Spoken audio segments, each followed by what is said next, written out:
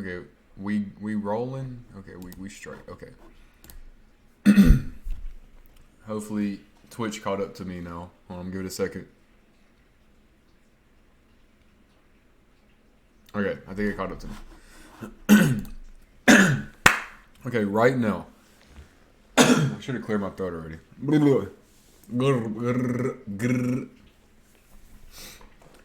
Right now is a time in history that will be written down and it will be remembered forever, right?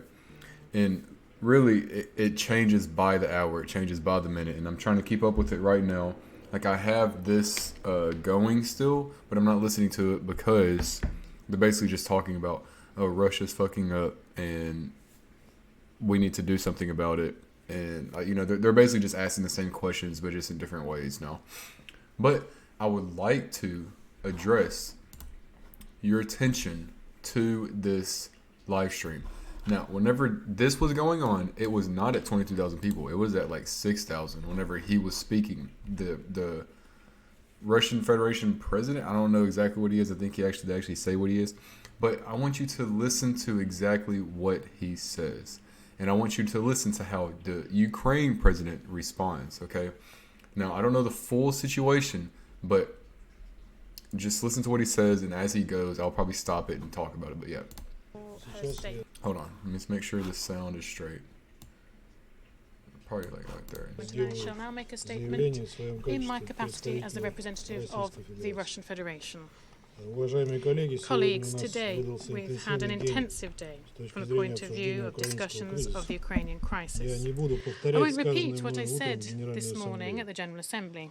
I can only state with regret that taking stock of the day, our signals to Kiev about the need to stop provocations against Lugansk and Donetsk People's Republics were not heeded. It would appear that our Ukrainian colleagues, who recently have been actively armed and egged on by a host of states, are still harboring the illusion that, with the benediction of their Western sponsors, they will be able to achieve a military solution to the problem in the Donbass. Otherwise, it is difficult to explain the substantial intensification of shelling and acts of diversion on the territory of these republics. The Special Monitoring Mission of the OSCE recorded today almost 2,000 cases of violations of the ceasefire regime, including almost one. So I want to stop right there. I know I'm gonna keep stopping it, but yeah, damn, I should have cleared my throat.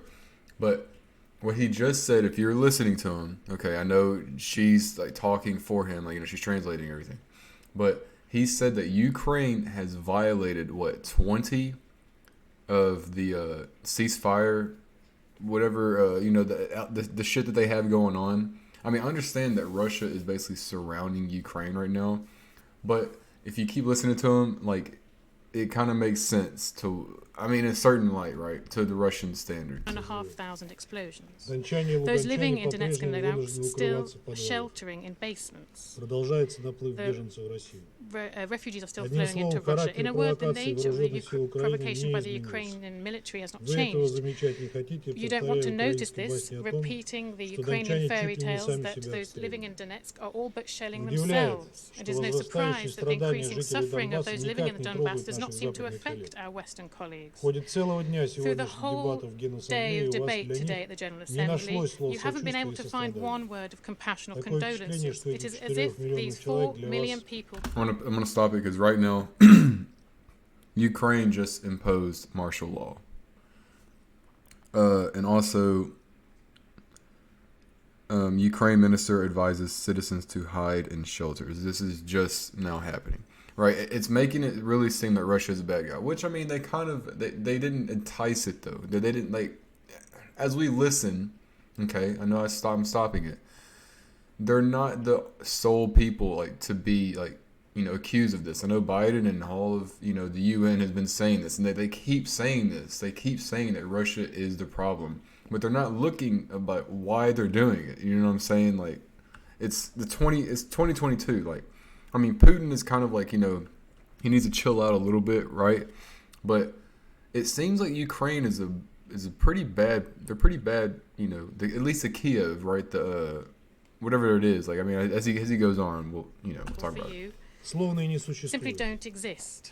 Я хотел бы напомнить о том, что принцип суверенитета и территориальной целостности государств, в нарушении которого применительно к Украине нас сегодня обвиняют, согласно Декларации о принципах международного права, касающихся дружественных связей между народами, принятой в 1970 году, должен неукоснительно соблюдаться в отношении государств, я цитирую, соблюдающих в своих практических действиях принцип равноправия и самоопределения народов и вследствие этого имеющих правительство, представляющее без различия расы, вероисповедания и цвета кожи весь народ, проживающий на данной территории. Конец цитаты.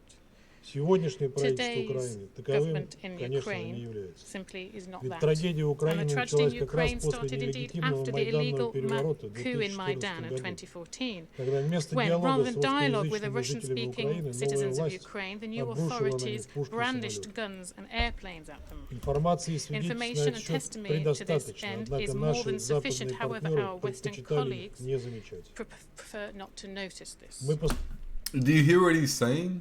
He's saying that Ukraine is the one enticing them, and like he's the one brandishing their weapons. Like they're the one brandishing their weapons, and they're the one doing this and that. I understand you don't fight fire with fire because you're just going to get a bigger fire, right? And that's exactly what's about to happen. Like exactly what is happening currently right now. But he is saying that Ukraine is the bully. Like they're starting the shit right now. And Russia is just retaliating, and like they don't want to be stepped on. And like they're even, as he goes on, he's even saying like that Putin wants to basically just take out Kyiv. You know what I'm saying? That the terrorists, that he even calls it a terrorist organization, like how they're shelling their own people, how they're like doing these like bad things to their own people or something like that, right? No, it's all just, you know, it's all just hearsay. I mean, not hearsay, but it's all just their word against their word, right? But what did he just say? Because he just said something. In Ukraine simply is not that. Oh, yeah, he says that the Western colleagues are ignoring this fact, and we're ignoring this fact. And as you can see, even after he says all of this shit, saying like Ukraine is to blame as well, they're saying no, Russia is solely to blame. You have the troops surrounding. You are doing this. You are doing that, which I can get behind it. But we don't know the full fucking context because we're just too busy wanting to hate on Russia right now. And the tragedy in Ukraine started indeed after the illegal coup in Maidan in 2014, when, rather than dialogue with the Russian-speaking citizens of Ukraine, the new authorities brandished guns and airplanes at them. Information and testimony to this end is more than sufficient, however, our Western colleagues prefer not to notice this. We tried yesterday and today, to explain to you the logic of the decision made by Russia to recognize the LPR-DPR. And we focused on the need to ensure peace and security there. However, you didn't want to hear this, and you don't want to hear it now. Для вас, жители For you, Донбасса, those living in исключительно Donbass разменные are simply монеты в pawns геополитической in a игре, geopolitical направленные на game focused on ослабление weakening России Russia и продвижение and блока НАТО к promoting ее границам. the blocker from NATO Для to нас its же это borders. For женщины, us, дети и these people are старики, women, 8 children, лет the прячущиеся elderly, от who for украинских 8 years have обстрелов и been провокаций. cowering from Ukraine's shelling Для and нас это и provocations. украинский For us, народ, these are страдающий под Ukraine гнетом people майданной власти. and not the Maidan authorities. You can hear her saying like, okay, well, maybe I shouldn't be actually translating all of this right because he's speaking facts right now. Now, I don't know it for sure, but why would Russia just all of a sudden, and it hasn't been all of a sudden, it's been happening over the years, we just haven't really been hearing about it.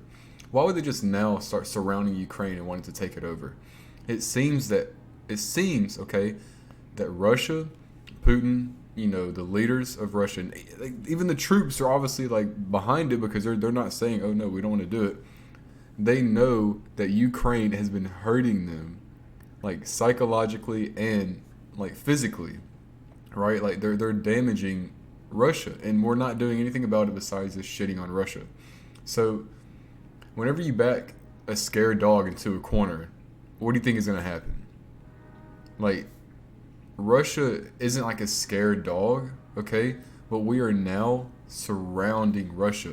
What do you think is going to happen now after United States gets involved, France, Britain, Mexico, like everybody just starts like hating on Russia, what do you think is gonna happen? A fucking World War III is gonna happen. I mean, I know I'm not asked that, whatever, but don't be surprised if something bigger happens. Okay, I don't know, man. This is the difference in our approaches. If you do not change the geopolitical lens, you will never understand us.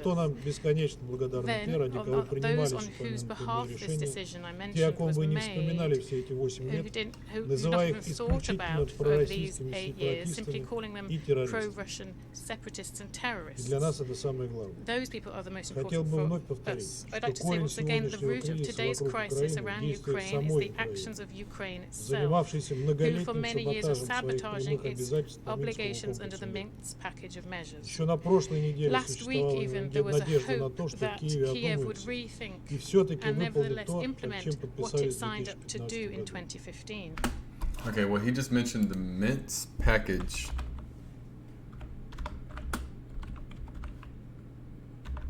God damn it, I'm so sorry. Of measures. Right, I think that's what he says.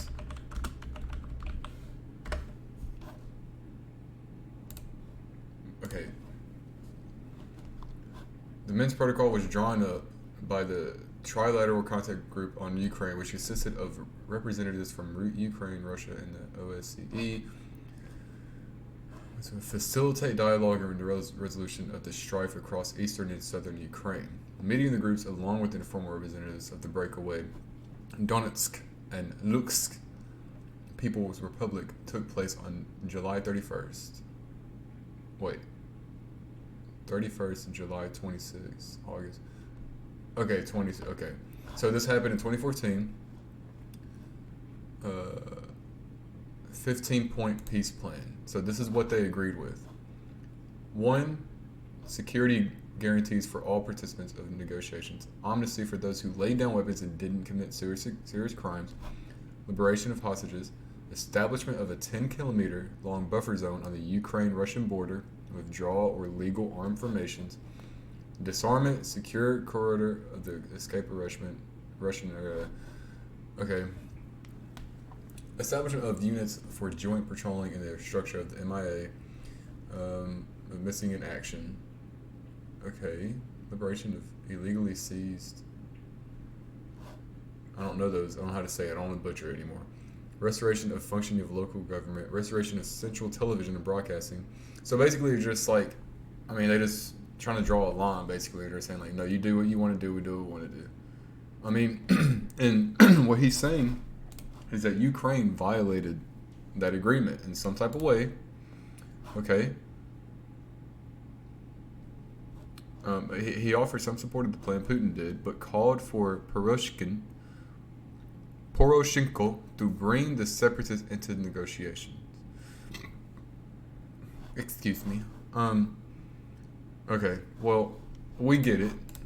Для этого прежде всего был нужен прямой диалог с Донецком и Луганском. Однако очередное подтверждение неготовности Украины к такому диалогу, шагам по предоставлению Донбассу особого статуса, предусмотрено в Минскими соглашениями, причем с поддержкой этой позиции западными покровителями, окончательно убедило нас в том, что мы просто не имеем права заставлять жителей Донбасса страдать дальше. Поскольку, как я уже сказал, украинские провокации против Донбасса не только не прекратились, но и интенсифицировались. Okay, so he's saying right here, Ukraine is basically, okay, we're all the way down. Ukraine has been fucking up this place, the Donetsk. Okay, what he's saying, that they have been like basically like, you know, hurting them, taking their shit from them, and shelling them, and all the other type of stuff. So, and Russia is saying like, we're not going to sit by and let that happen, okay? Because they care about the people in Ukraine. So, you see what's happening? I don't know. Maybe I'm starting to, my mind is getting a little bit clearer on this. It seems, okay, let's just take a little backtrack again, okay? It seems that United States is enticing this, and the UN is enticing this situation right now. It seems as though it is not all of Russia's fault. okay? And I wanted to record this, okay? I'm gonna post this tonight. So if I get off, because I'm like spreading the fucking truth right here, that United States is not the good guy, okay? We are not the good guy. We know this. We should know this by now, people. That Russia is just trying to help protect. I mean, understand that they're doing wrong things right now. Understand Putin seems like an asshole, okay? And maybe he is an asshole. And understand that, you know, I don't think the troops are going to go in there and start raping and killing everybody. You know what I'm saying? I don't think that's going to happen. He even said, like, this is not a war. This is a military operation or something like that. They're just trying to go in, take out the head of it, or, you know, probably not even kill anybody, and then just go out. I think that's what the whole plan is, right? The LPR and the GPR turned to us with a request to provide military support in line with bilateral cooperation agreements as agreed at the same time as they were recognition. This is a logical step, which is a consequence of the actions of the Ukrainian regime. During this meeting, the President of Russia, Putin, spoke с обращением, в котором он сообщил, что принял решение о специальной военной операции на Донбассе. Мы не знаем всех деталей сегодня, но кратко хочу вам сообщить, что из его тезиса следует, что оккупация Украины в наши планы не входит. Цель этой спецоперации защиты людей, которые на протяжении 8 лет подвергаются издевательствам, геноциду со стороны киевского режима. И для этого мы будем стремиться к демилитаризации и денацификации Украины, а также Okay, that's what he's saying, that they're just trying to demilitarize Ukraine right now. And they're trying to, like, just help out the people. This is what he is saying, okay? This is what he says that Putin's plan is. And I haven't listened to, like, a lot of what Putin says. I mean, I haven't really been into it like this, okay? I mean, I've been keeping up with it, okay? But, like, I feel like a lot of his stuff, what he's saying, has been suppressed. And this is why I'm coming here, and this is why I'm saying these things, okay? Because United States has not always been the good guy in these things, okay? Now, we were the good guy in Germany, obviously, because, I mean, the dude's literally fucking killing millions of people, millions of Jews. But Russia is basically just easing in, and they're like, hey, we just want to take, you know, make sure that the people there are okay, and just demilitarize them, okay? And basically just, what they're trying to make it seem like that Russia just wants to go in there and basically take control of the land again. And maybe they might want to do that, okay? We don't know this. I'm developing the facts as with you. As we're going on, this is what we're learning, right? кто совершил многочисленные кровавые преступления против мирных жителей, в том числе граждан Российской Федерации. Это решение было принято в соответствии со статьей 51 Устава ООН, санкции Совета Федерации Российской Федерации и во исполнении соглашения о дружбе и взаимопонимании с ДНР и ЛНР. Сейчас поступает много информации на эту тему, ее пока еще предстоит проанализировать. Будем держать вас в курсе событий. Сейчас я возобновляю свои функции председателя своей. He even said, we're going to keep you guys up to date. Like, this is what we're doing, and we're doing it. I don't think they just don't want to get permission anymore. Which, I mean, I understand it. Okay, also understand, not to do it in this type of way, right? But it seems that Russia even tried to do this back in 2014. They probably even tried to do it years before that, but I don't know, okay?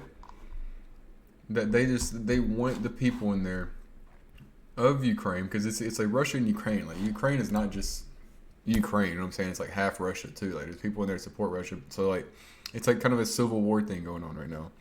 And that is honestly, if you're thinking about it, that's their problem. It's kind of if like the South was to rise up again against the North, right? The East and the West, you know what I'm saying? California and New York were about to start fighting each other. And then, France is like, hey, don't be doing that. You know what I'm saying? They're like, don't do that right now. Or Mexico's like, hey, we don't support any of you guys.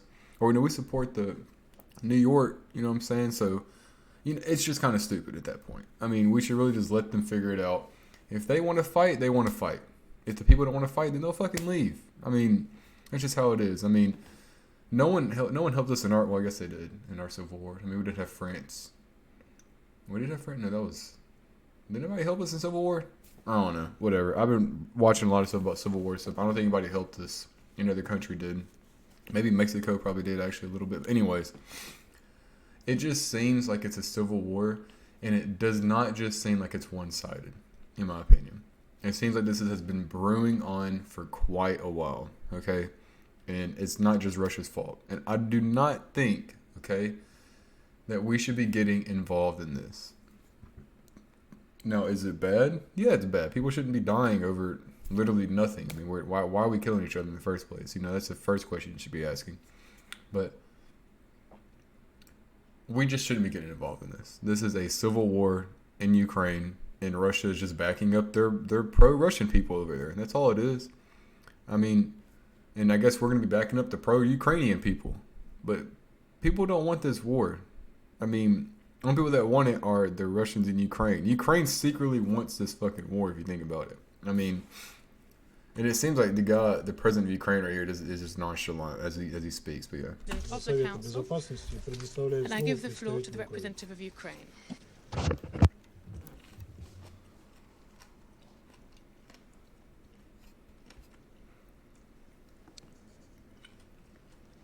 Well, distinguished members of the Security Council, Secretary General, Under Secretary. Before I try to deliver parts of the statement that I came here with tonight, most of it is already useless since 10 p.m. New York time. I would like to cite Article 4 of the UN Charter. And it says, membership in the United Nations is open to all other peace-loving states which accept the obligations contained in the present charter. As we're doing this, Minister of Internal Affairs of Ukraine reports that Russia is striking Kyiv with ballistic missiles. Okay, and also Ukraine, Mariupol is being shelled.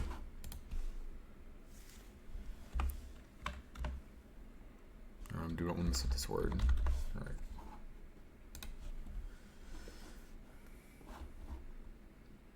I won't give Ukrainians to fight Russian. I mean, it's just Russian versus Ukraine people. Like, it's just a civil war like we're talking about, okay? I just want to know exactly where it's at in Ukraine. So they're approaching Russia right now. We could probably look it up exactly how they are, but they are surrounding Ukraine. Like, they're bombing Kyiv, okay, top of fucking Ukraine, north, and then they're also going in the south too, like, you know, or southeast. So they're ready, bro. I mean, Russia. I just think they're just sick of their shit. They're just sick of Ukraine shit. And I mean, from what the dude was saying, it doesn't seem like it's just Russia's fault. Like I've been saying this whole time, right? Let's keep what he says. And in the judgment of the organization, I'm not being bomb right now. Are able lightning and willing thunder to carry out these obligations.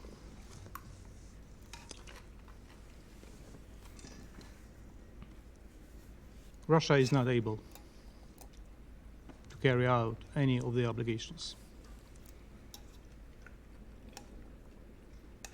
The ambassador of the Russian Federation 3 minutes ago confirmed that his president declared a war on my country.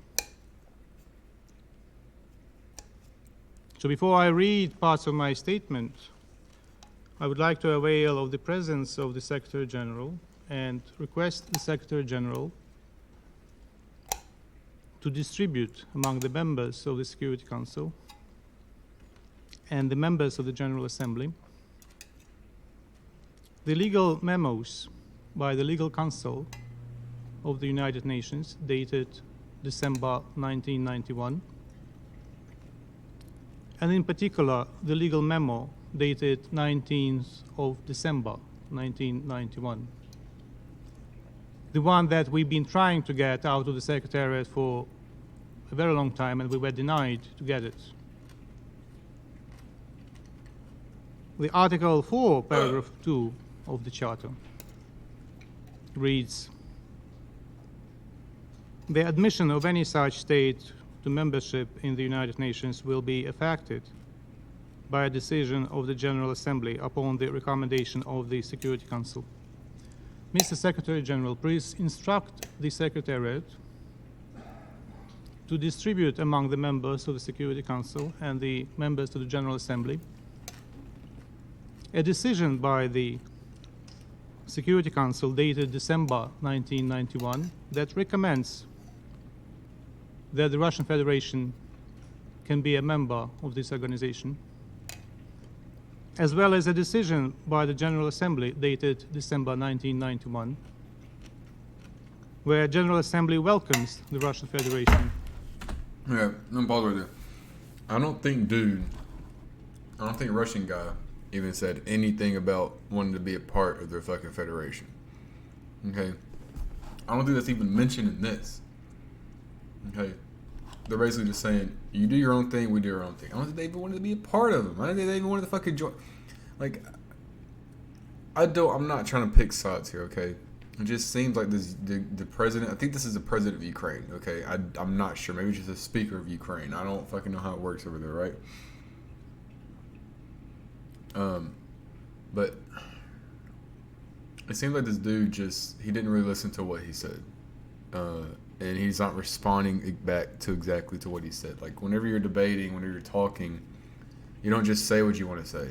I mean, like, you talk back. Like, you debate. You say, well, you know, we could have worked it out. You know what I'm saying? Like, yeah, now I want to work it out. Like, you're right. You know, we were being kind of assholes to the people in Donetsk, you know, whatever it is. And that's all. You can talk about it, but it seems that they don't want to talk. So it's kind of both. It's on both of them right there. But, you know. To this organization. It would be a miracle if the Secretariat is able to produce. I'm pausing again. So right now, as we were literally just uncovering, Russia states it is only destroying Ukrainian military infrastructure.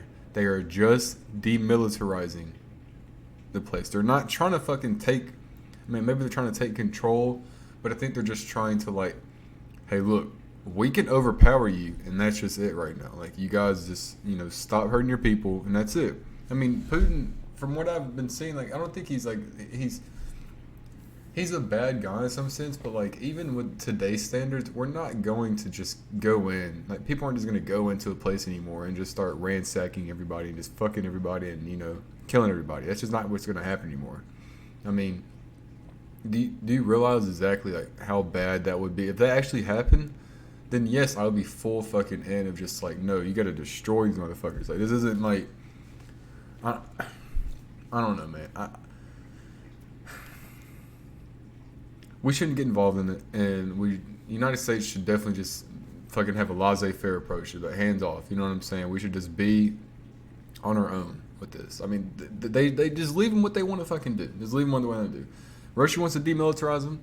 And they want to be like, look, we're doing it to help these people. Okay, that's fine. You know what? Do what you want to do. And if it escalates and you start you kill one civilian motherfucker, or like, you know, without, you know, we're saying that if you kill one innocent person, then we're going over there and we're fucking wiping you out. That's just how it should be. But it seems like they don't want to do that. So, whatever. Such decisions. There is nothing in the Charter of the United Nations about continuity as a sneaky way to get into the organization. So when I was coming here an hour ago or so, I was intending to ask the Russian ambassador to confirm on the record that the Russian troops will not start firing at Ukrainians today and go ahead with the offensive. It became useless 48 minutes ago. Because about 48 minutes ago, your president declared the war on Ukraine. So now I would like to ask the ambassador of the Russian Federation to say on the record that at this very moment, your troops do not shell and bomb Ukrainian cities. It's pretty funny because he's asking him a question, right? He's saying, at this very moment, are you guys not bombing our cities? Which they're not bombing the cities, as we just uncovered. But it's pretty funny. I don't know. You'll see. That your troops do not move in the territory of Ukraine. You have a smartphone. You can call Lavrov right now. You have a smartphone. You can make call a pause him. To let you go out and call him.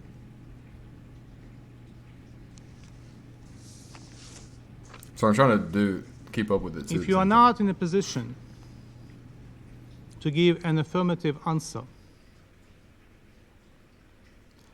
the Russian Federation ought to relinquish responsibilities of the President of the Security Council, pass these responsibilities on to a legitimate member of the Security Council, a member that is respectful of the Charter. And I ask the members of Security Council to convene an emergency meeting immediately and consider all necessary draft decisions to stop the war. Because it's too late, my dear colleagues, to speak about de-escalation. Too late. The Russian president declared the war on the record. Should I play the video of your president? Ambassador, shall I do that right now, or you can't confirm it? Someone zoom in and see what he's typing. Do not interrupt me, please. Thank you. Do not interrupt me, but he did ask him a question. That's what Don't ask me questions when you are speaking. Proceed with your statement. Anyway, you declared the war. All I'm saying is he's a Russian Federation, he's a president of the Russian Federation. He seems like a pretty respectful person. He lets everybody speak and even says, thank you for what you said.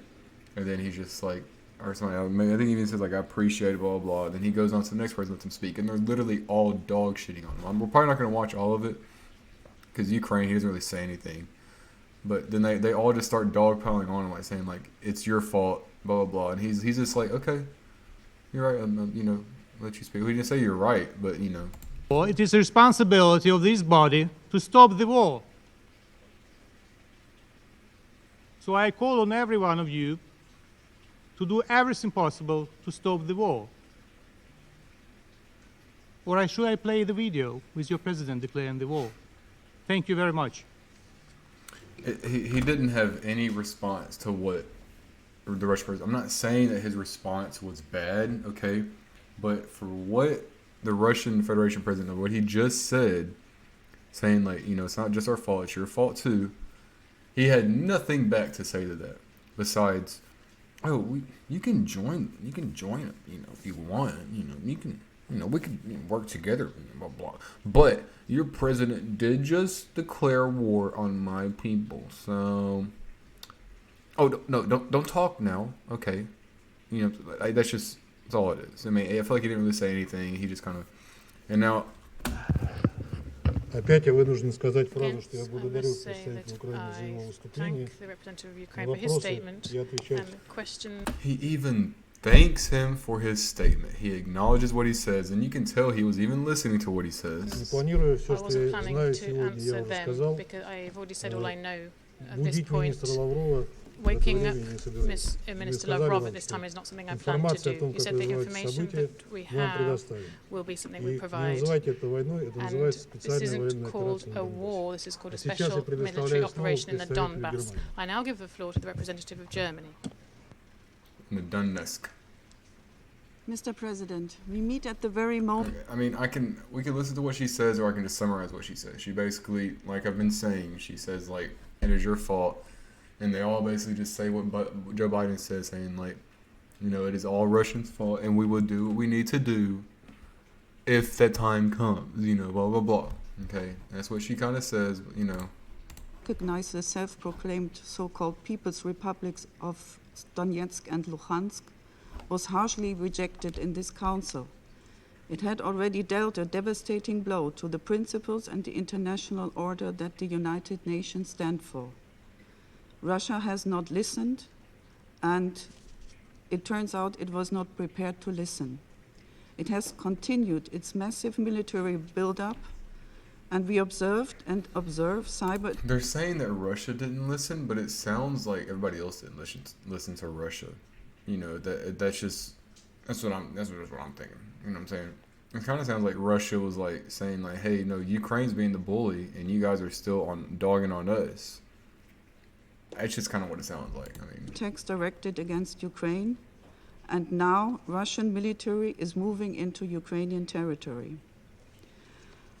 By the actions and this unprovoked military operation, Russia is violating the core principles of the UN Charter. We condemn the use of force against innocent people and the violation of the sovereignty and territorial integrity of Ukraine in the strongest possible terms. We urge Russia to terminate its military action against Ukraine immediately and withdraw its troops. Mr. President, our thoughts are with the Ukrainian people. We will be steadfast in our support for Ukraine and our support for the UN Charter. The Russian aggression will come at an unprecedented price, politically, economically, and so Zelensky, like I know she's saying, you know, you don't have to listen. I mean, I kind of just want to cut it off now because I mean we can kind of go through it. Even he thanks her. United States who wish to make a further statement. Unilateral aggression, jointly and decisively. Tonight we stand with Ukraine, and we are doing so unwavering and determined. Thank you, Mr. President. And she thanks her. I thank the representative of Germany for her statement. And now I give the floor to the United States who wish to make a further statement. She just repeats what Biden said. Okay, she repeats it. Everybody else says it's not anything special. You know, if you want to go back and watch it, you can. That's kind of what I want to talk about because I'm just going to keep saying the same thing. But right now, Zelensky, president of Ukraine, says, I spoke to Biden. They are preparing international support. This just happened 5 minutes ago. 5-10 minutes ago, doesn't matter. We are getting involved into something we know nothing about. And this is just going to come and backfire us. Like, you know, everybody has nuclear weapons. I don't think that they're going to use them on us at all. And we should fucking never use our nuclear weapons. We should never even think about using them. If Biden, or any administration presses that fucking button, or any, whatever, that's going to be just the end of, everything. I mean, you know what I'm saying? If we ever send another nuke off again, that's it.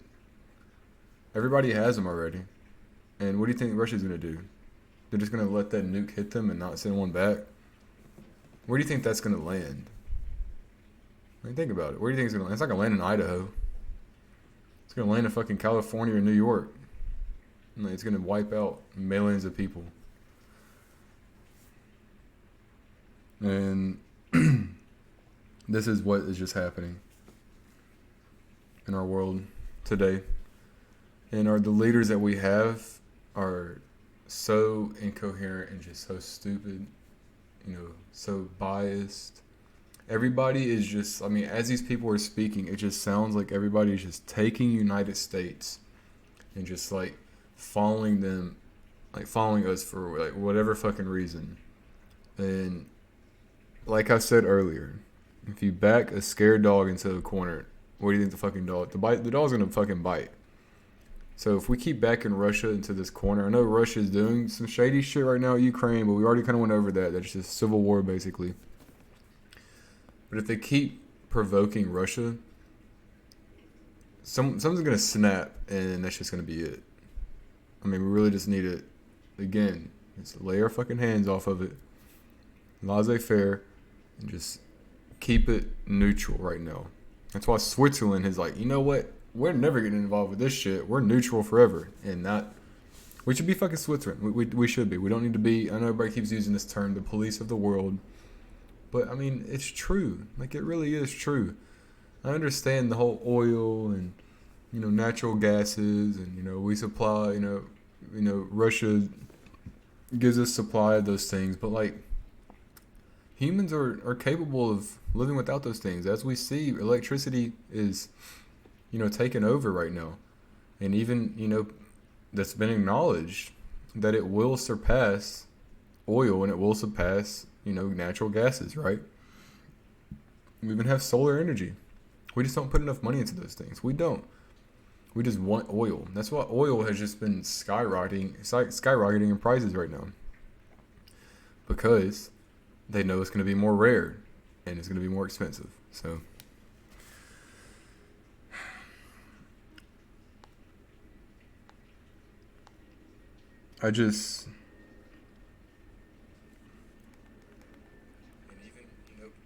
that's been acknowledged that it will surpass oil and it will surpass. That's me talking. I'm like, who's the fuck talking?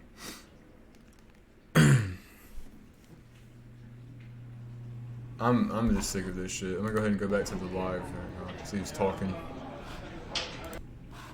But it's done now. It just cut off. Okay, whatever. Good.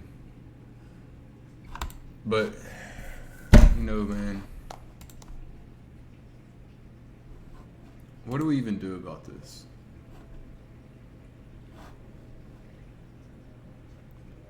Look at this. Trump praises Putin's genius. I mean, I'm not backing, any one of them, but I do see why Putin is doing what he's doing. And I don't see it as like an inherently bad thing if he doesn't kill anybody, or like kill any innocent people. I mean,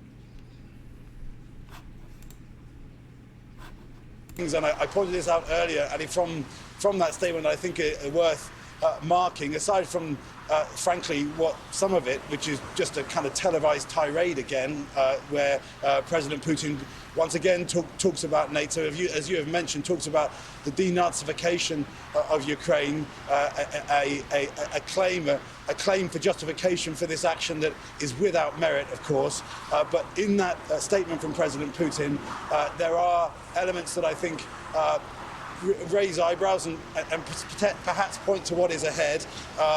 He talks directly to the Ukrainian military and says, "I urge you to immediately lay down your arms and go home. All servicemen of the Ukrainian army who comply with this requirement will be able to freely leave the combat zone and return to their families." So that suggests, from what President Putin said there, and I take into account that there's of course an element of psychological warfare, that the Russian military and Russia's leader will be trying to terrify the Ukrainians, but it does suggest from that statement that aside from this air campaign. I'm not going to really add this in the video I post on YouTube, but they keep saying that like Putin's like terrorizing them, but as we already discussed, it doesn't really seem that. To the presidential administration, I said to him, we are seeing no sign. Richard Engel reporting just a short while ago that he is seeing no sign of any kind of ground offensive, but he said it's coming.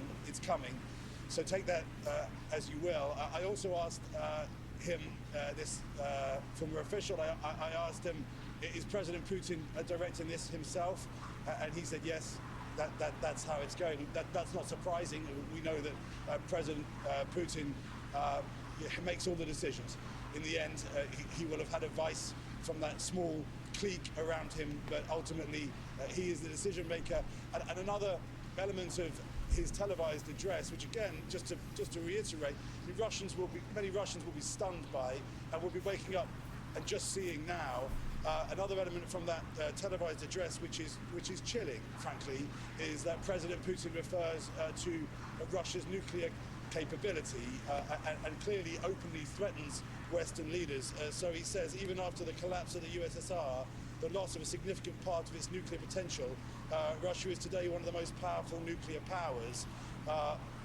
And he says, no one should, then I think this is a direct message to the West, frankly. In this regard, no one should have any doubt that a direct attack on Russia will lead to defeat and dire consequences for a potential aggressor. So I just will say, Ali, just before this all began, we did hear from French diplomats raising real questions about President Putin's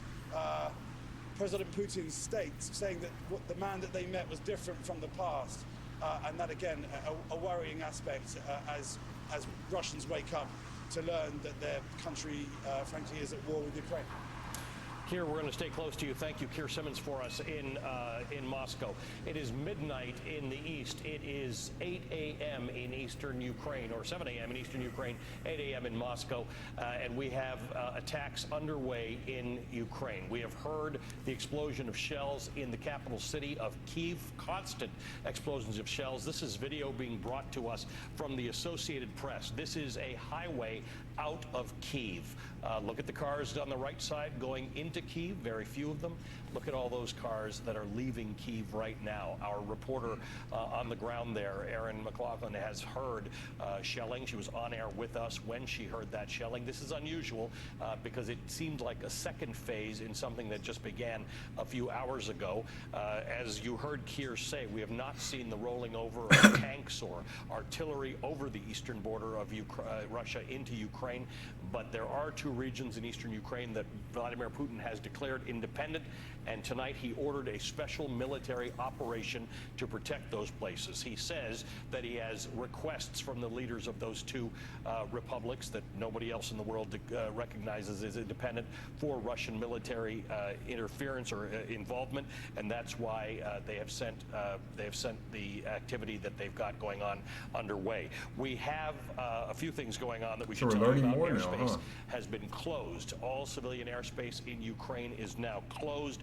We have heard some reporting that the bombs that we're hearing drop in and around Kiev may be missiles. Someone in the Ukrainian government had posted that to a social media site. We've not been able to confirm that. As Keir said, these are the moments in which we are in the fog of war. We're not entirely sure what's true or not, but our reporters have heard explosions with their own ears.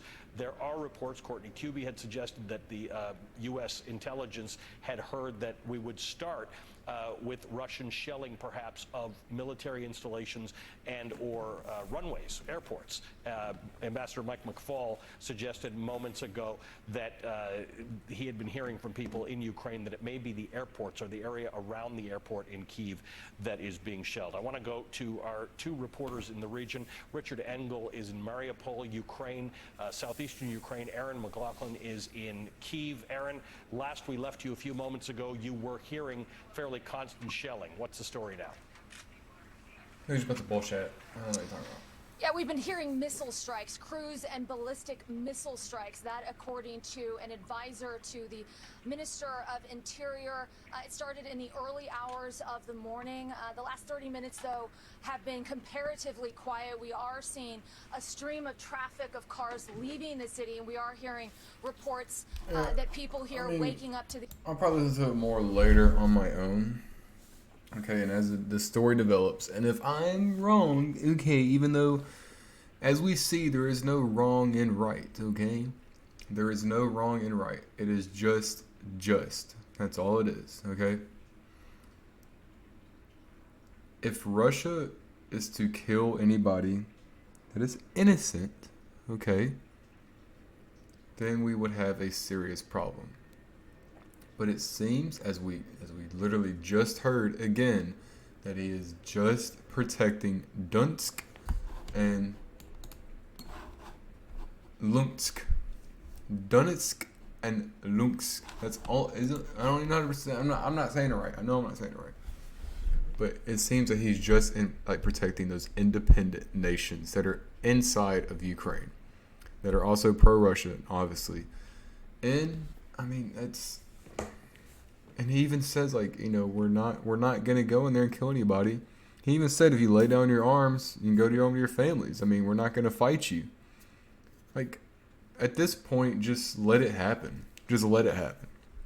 I mean, and of course, he probably shouldn't be saying this, but then he says something about, having nuclear power. We know he has nuclear power, okay?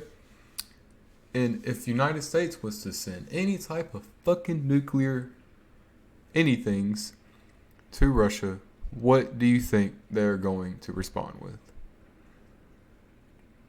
Oh, they're just gonna pay us money. That's all it is. They're just gonna forget about it. No. They're gonna fucking send another nuke or more back. And once the United States seems weak, do you not think that other countries hate us? What do you think's going to happen then? Do you think this is a bigger plan for everything else, or do you think this is just a civil war between Ukraine and Russia? I mean, it is a civil war, but do you think it is the beginning of the downfall? Or, I mean, yeah, do you think it's the beginning of the downfall of, like, United States? We should not get involved. We really shouldn't, because it's just going to hurt us in the end. Especially how everybody's just so trigger happy. Like, I mean, we're just all pent up with so much emotion. Coronavirus, having that lockdown really did want people to start want to kill again. So, I don't know. That's all I have for this. I believe in God, but God bless. I really hope that nothing bad, it's probably too late anyways, but I hope it doesn't escalate to that point where we actually get involved more and innocent people die. I mean, we're not focused on the right things anymore. We haven't been. As soon as we started getting on the right route, everything just goes right back to shit. So that's all I have for this. I mean, air raids are going off in Kyiv right now. Yeah, I don't know. I love you guys. I love you, Ukraine. I love you, Russia. I mean, we're all just humans, and most people don't want this war. They don't. It's just ego, like an ego power now. So, all right, we'll keep that going. I'm gonna listen to it later. But I love you guys. I know this wasn't that long, but we'll probably, about a month from now, half of America probably won't be on the map anymore. I'm just kidding. It probably won't be that serious, but it might be. No. All right, I love you.